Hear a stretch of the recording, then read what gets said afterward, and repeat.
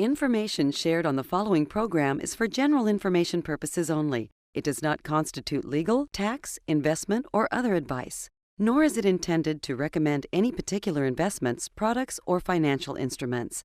Always seek advice from your financial advisor, attorney, or accountant with regard to investment, legal, or tax questions.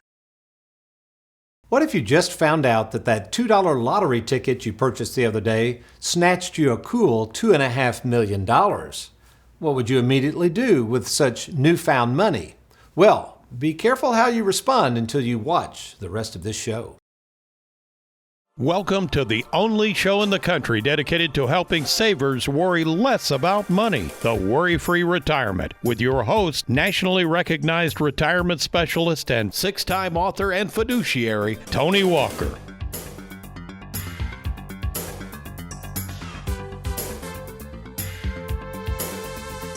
Have you ever received a large sum of money that you previously had not planned on receiving?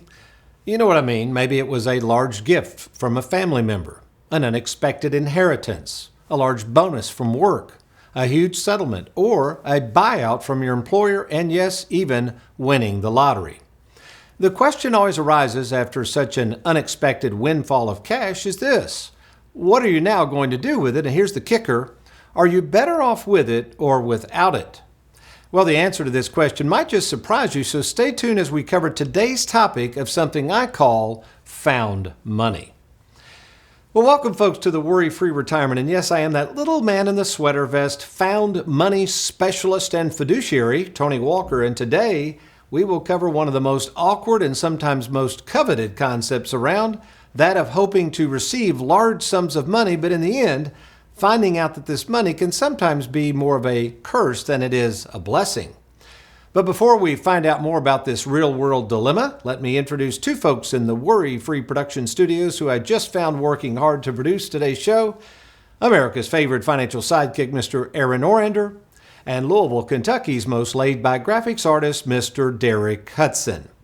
Okay, imagine you're age 60, thinking of retiring in the next few years, and wondering how in the world you're going to pull it off with this money that you've saved so far when, out of the blue, you haphazardly purchase a lottery ticket, only to soon find out that ticket you punched just earned you a cool $10 million. So the question becomes, if you had been that winner, what would you have done with the money? Well, if you're like 35-year-old Sharon Terabassi from Hamilton in Ontario, who in 2004 did just that, won $10 million from the lottery, she turned around and quickly lost it all in just 10 short years. Well, as the old saying goes, somebody's going to spend it, might as well be you. But it's not just the thought of huge, out-of-the-blue $2 winning lottery tickets that will challenge one's behavior and thinking on what to do with this found money. It's a number of ways you might receive money out of the blue. Money you didn't plan on receiving, and now, regardless of how and what you received, must figure out what to do with it. Well, guess what? As someone who has literally met in person with over 15,000 savers, I've seen it all, including the pros and the cons of receiving what I refer to as found money. That is, money you received in one fell swoop that you previously did not plan on receiving. So regardless of whether you have been the recipient of found money in the past, or possibly will fall into found money in the future, stay tuned as we help savers understand the blessings and the curse associated with what I call found money in retirement. I'm Tony Walker. You're watching the WorryFree Retirement. We'll be right back.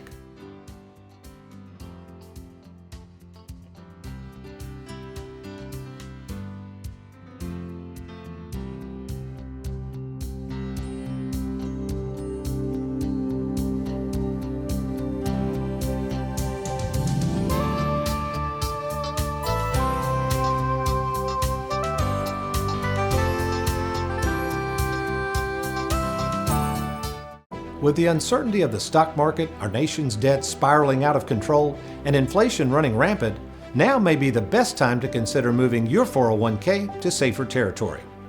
My name is Tony Walker, and for over 38 years I've made it my life's mission to help savers worry less about money, and I want to help you too. To speak with me at no cost or obligation, why don't you log on to TonyWalkerFinancial.com or simply call the toll-free number on your screen. Born in 1914, my granddad and the generations surrounding him grew up in the Depression, a time when the idea of retiring was about as foreign as, well, winning the lottery. That is, until 1935, when the government instilled the idea into hardworking Americans of one day quitting work and attempting to live off something called Social Security, a system designed to provide a safety net of sorts for Americans who would then be able to have this money for the rest of their life to live on until the day they died. Problem is, Social Security and the math that created it never considered people living past the age of 65 and thus, as we know now, is scheduled to run out of money at around 2033. So much for found money from the government. During his retirement in 1978, besides the regular monthly Social Security checks received by Granddad and most of his comrades, they also enjoyed something in retirement from their employers, something referred to as a pension. Granddad simply called it mailbox money. These two sources of predictable money allowed Granddad to confidently hang out on his front porch and enjoy this found money for the remainder of his life without really a care in the world. And while one might argue that the Social Security and pensions are indirectly funded by the workers themselves, it is, in my view, the psychology of those same workers not having to think nor plan for retirement as a result of this Social Security and pension looking more like found money, which is what we're getting ready to address today, the concept of found money. And the reason I classify Social Security and pensions as two forms of found money in that workers received money that they didn't actually plan on having to receive and use. They just, well, took it and lived on it.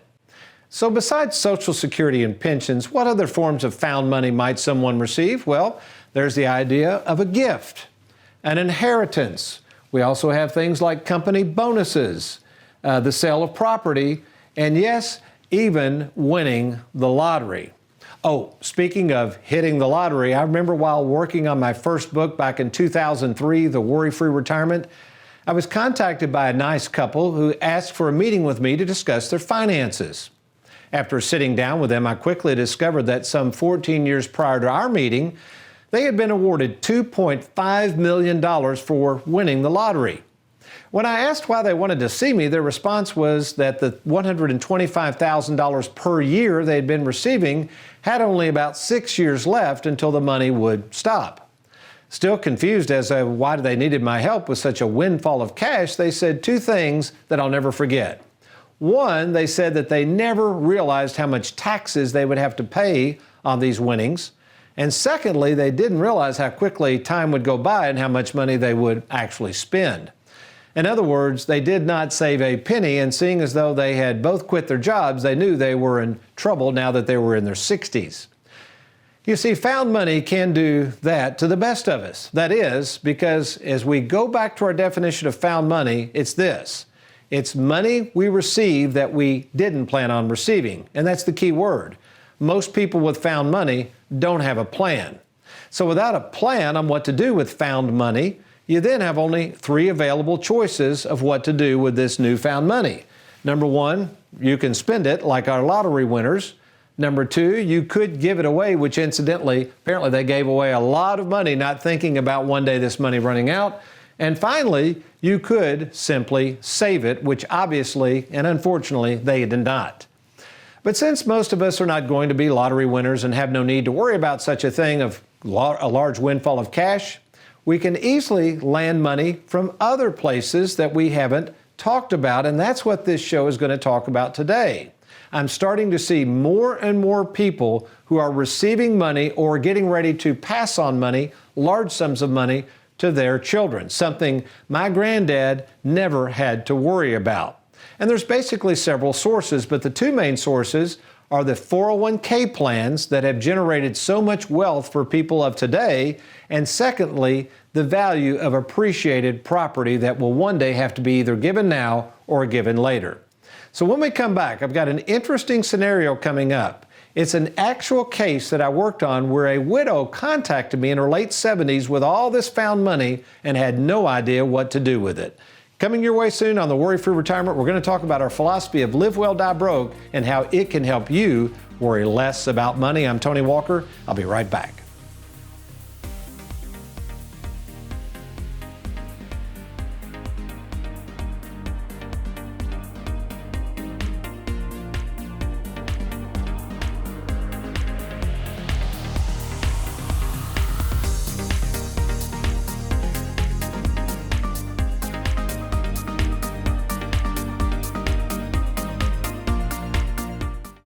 Now remember, when you roll over your money to us from your 401k, you get a free 15% bonus.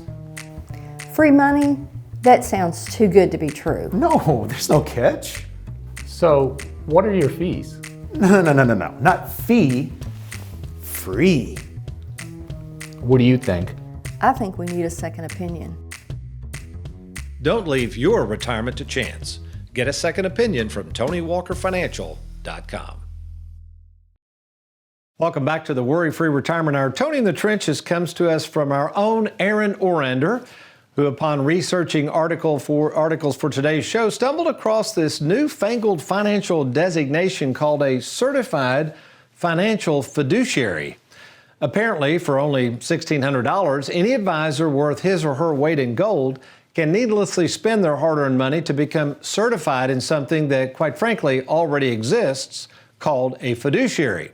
And seeing as though myself and 3 other advisors here at Tony Walker Financial have already performed the necessary steps to carry the description as a fiduciary, I thought I would turn to our in-house Chief Compliance Officer, that's right, my favorite son-in-law and fiduciary, Mr. Trey Juergens, to explain who can rightfully carry the description of a fiduciary. Yeah, Tony. So this certified financial fiduciary designation is something we've been seeing lately in emails, something that they're looking to educate people to somehow have this designation. However, if they're an investment advisor representative, they're already by federal law a fiduciary required to act in their client's best interest. So it really breaks down to 4 things to be a fiduciary.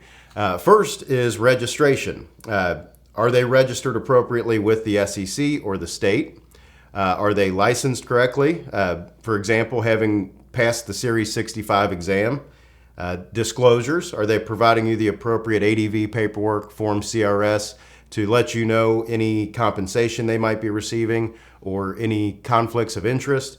And finally, compliance. Are they adhering to those regulations set forth by the SEC or by the state in which they're licensed? All right, enough of that. Let's get to some really cool stuff. This is our Live Well, Die Broke moment, and it's actually introducing a case study that I'm going to share with you on the whiteboard, and it features a newfound client that approached our office several years ago who happened to be in her late 70s and had money that all of a sudden she received upon the death of her husband. And there was a lot of factors going on with this, but here was her question. Tony, I've got all this money I don't know what to do with. Should I give it to my family now versus later? And if I do so, how am I going to keep from running out of money? Man, this was a doozy. So let's go over to the whiteboard. I'm going to kind of read you, first of all, some of the specs on this particular case. And by the way, folks, there's 2 people watching this show that this is going to pertain to. Either you're the person I'm getting ready to describe, who's in what I would call later into the second half of life, who has assets, maybe 401k, savings, land, whatever, that you know is worth some money, and that you're trying to figure out what to do with it, knowing that you're not going to probably spend all this money. In other words, you don't need this amount of money. This is what we're getting ready to find out. That's one group of folks that we can help with. The second group of folks we can help with are those who are either getting ready to receive such funds or have already received such money. That would be people at what we call halftime. So listen closely. This is an interesting case, and one that I think you're going to see benefited both the parents, in this case the widow, and her children and grandchildren. Okay, let's put this up full screen real quick here, Aaron. Again, just to go through this case, she's in her late 70s. Again, her husband just passed away. Actually, he was in an accident, so she's going to be receiving a large settlement of several $100,000. She had, $400,000 in the bank and various CDs and money markets, $500,000 in an IRA. Now, again, this was his IRA, but at death, it transfers to her. So now she's going to have to carry on, which we will help them with this. She's going to have to carry on with the required minimum distributions. No big deal there. We can handle that. She does want to benefit her loved ones, but also enjoys helping the church. So we're going to show her through something called a QCD, Qualified Charitable Distribution, how we can keep her taxes lower and also benefit the charity of her choice. She's drawing $3,000 a month in Social Security. That was from her deceased husband's Social Security. She's going to get about $1,000 a month from his pension. He had much more than that, but it elected a 50% option, so her income goes down from the pension, so that's $1,000 a month. Her RMD is scheduled to be around $25,000 a year. Here's some of the keys, okay? She does not want to give up total control of all of these assets. She does not wish to take any risk of any significance, and she, again, wants to give money to the kids now versus later, and in the end, leave Uncle Sam out of the deal as best she can. So what we've been talking about, if you're just now joining us, is when you receive found money. That is, money you receive that you didn't expect on or plan on receiving, you've only got three options with that. You can either spend that money, give it away, or save it, or do a combination of all three, which is what this young lady wanted to do. She basically wanted to give money to her family now. She wanted to also spend and enjoy this money while she still could. She wanted to do some traveling and enjoy some things before it was too late. And then finally, she did want to save money for the future because she didn't want to run out of money.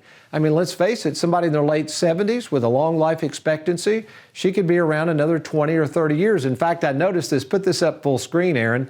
We used this young lady's picture earlier. This is the first ever recipient of Social Security. Check out that date of birth and date of death down there. She lived to over 100 years of age. In fact, as we speak, we've got a client right now, Tony Walker Financial, who is 101 years of age. So folks, you could live a long time. So this idea of giving a bunch of money away can get really, really scary real quickly unless, listen, unless you have a trained retirement specialist who deals in this daily. So let's see what we did on this.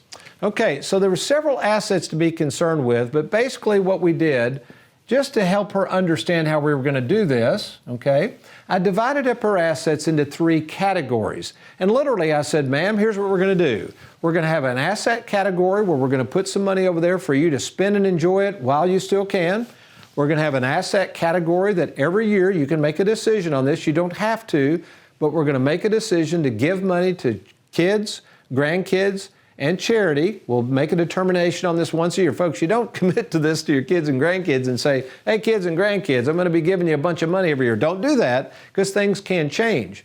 What I suggested she do is sit down with her children and the grandchildren if she wanted, which she did, and said, look, I'm working with a financial advisor. Every year we're going to look at our finances and determine how much money I can comfortably give you all. And the beauty of this is the way we set this up, these gifts are all going to be tax-free to her children and grandchildren, and we'll help with all of this.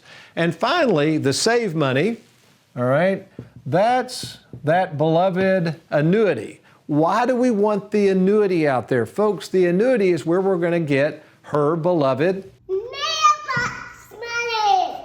That's the income that she can, listen, never outlive. You see, that's one of the concerns I see when people come to me and they're in the second half of life. This is what they're worried about. They're saying, Tony, I love your, by the way, I wrote a book called Live Well, Die Broke. You need to order this book, folks. It's on all the major booksellers. People have read this book. Most people who are savers, this really resonates with them because, again, nobody wants to die with a bunch of money. You can't take it with you. But on the other hand, you don't want to start spending it and giving it away because one day you might need it. This is what we're doing with Live Well, Die Broke. We create these different buckets. We call this the split IRA concept, but it can be used for IRAs, savings. It can be used for the inheritance, windfalls of cash, the sale of property, the proceeds from that. And we're dividing that up into categories that we're going to monitor. You see, that's the problem right now. Many of you are working with investment people, money managers. They don't understand retirement planning.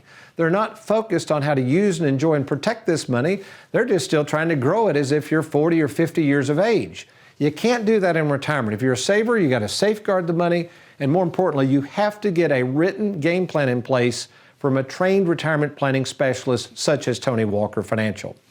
So if that's you right now, maybe you're the person that's got all this money and you're going to give it to people or trying to figure out how to use and enjoy it during the second half of life. Or maybe you're that person that's recently come into some found money and you don't know what to do with it. It could be a 401k that you're dealing with as you retire, a lump sum pension, an inheritance you've received. Maybe you've been offered a buyout at work. Maybe you have won some money in the lottery or you've sold some property. There's all kinds of things we're seeing nowadays that I would classify as found money and people coming to us looking for a strategy to use and enjoy that found money. So if that's you, why don't you do this right now? Do something we've created called the free 10-minute fiduciary phone call. It's absolutely free, and what happens is you're going to be talking to myself, Tony Walker, the owner of the company, somebody who's met in person with over 15,000 people. We're going to talk by phone, and if it warrants, if we think we can help you, we're going to set up a meeting to talk to you, either myself, or one of my highly trained salaried fiduciaries, and we can meet with you at either our Bowling Green, Louisville, or Lexington, Kentucky offices. So do it now. Log on to TonyWalkerFinancial.com or simply call the number on your screen. Well, what does the Bible have to say about found money? Well, we're going to see that the Scripture uses the idea of finding something of value to really get our attention, but that attention shifts away from money and over to something called the grace of God. Good stuff coming your way. Let me get a cup of coffee. I'll be right back.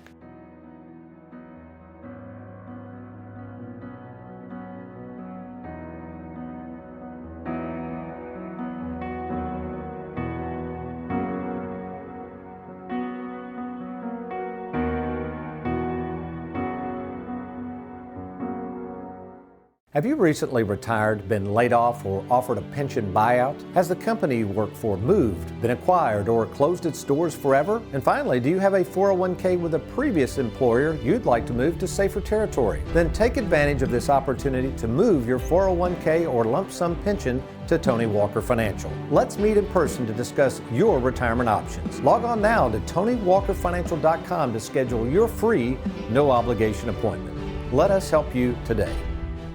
Are you retired or retiring soon? Do you have a 401k, IRA, 403b, thrift savings account, or lump sum pension that you'd like to move to safer territory?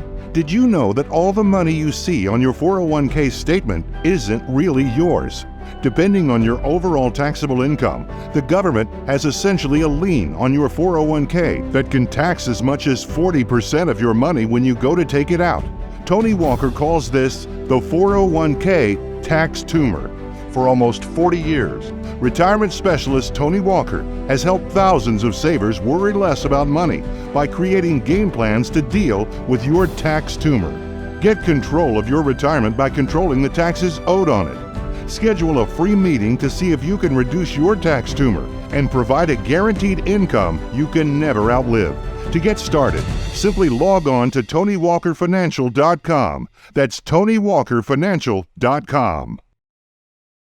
Our topic today focuses on this concept I penned called found money, which is any money you receive that previously you did not plan on receiving. Found money can certainly have its blessings, but it can also introduce a curse to the one who finds it. Decisions and the worry that come along with having to deal with money one previously did not have to deal with. As we discussed, there are only three choices with found money. You can spend it, give it, or save it. And therein lies the problem with any money, especially found money. It can be a blessing or a curse, that is, because there was no plan in place to receive the found money, and as a result, worry sometimes sets in over something that previously, well, you didn't worry about. Interesting that the Bible uses the concept of finding something of value to focus our attention on God. Check it out as the normal reaction of us humans when we find something of value, where in Matthew 13:44, Jesus compares the finding of the kingdom of heaven to that of a man finding something out of the blue and then selling all he has to secure it.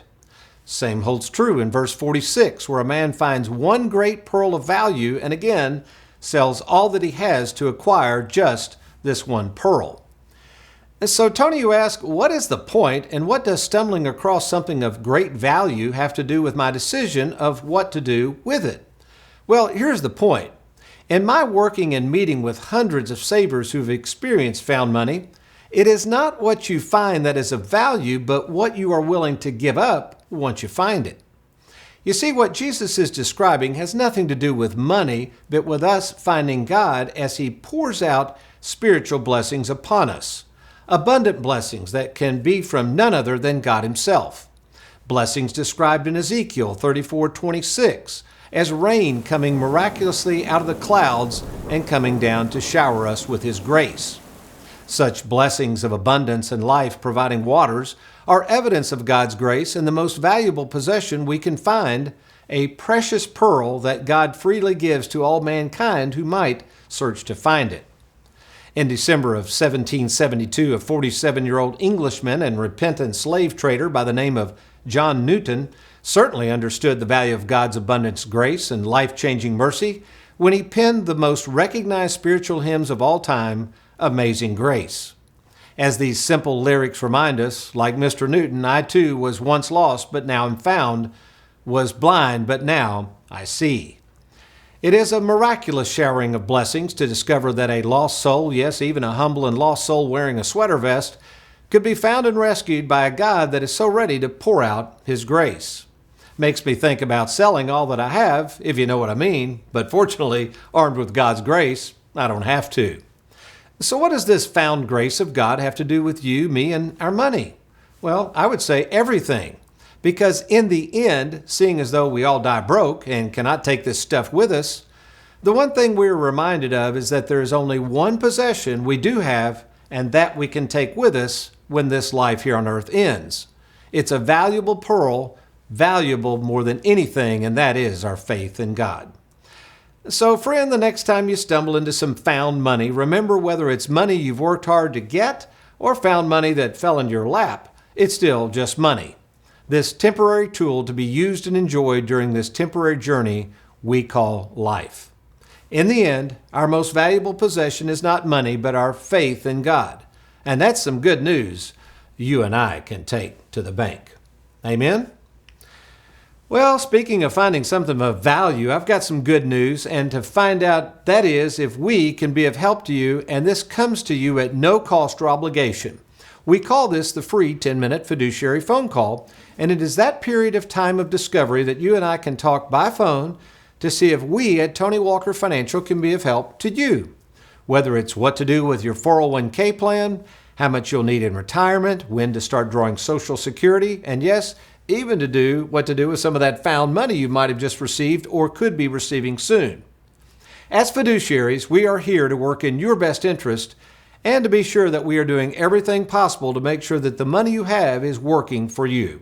So take a few minutes right now, log on to TonyWalkerFinancial.com, click on that little red button to schedule your free fiduciary phone call, and then after we talk, if it merits, myself or one of our highly trained fiduciaries will be more than happy to meet with you in person at either our Bowling Green, Louisville, or Lexington, Kentucky offices. TonyWalkerFinancial.com, or if you like, you can simply call the toll-free number on your screen. Well, we hope you've enjoyed today's program, but you remember, between now and next week, if all else fails, you be worry-free and make it a good one.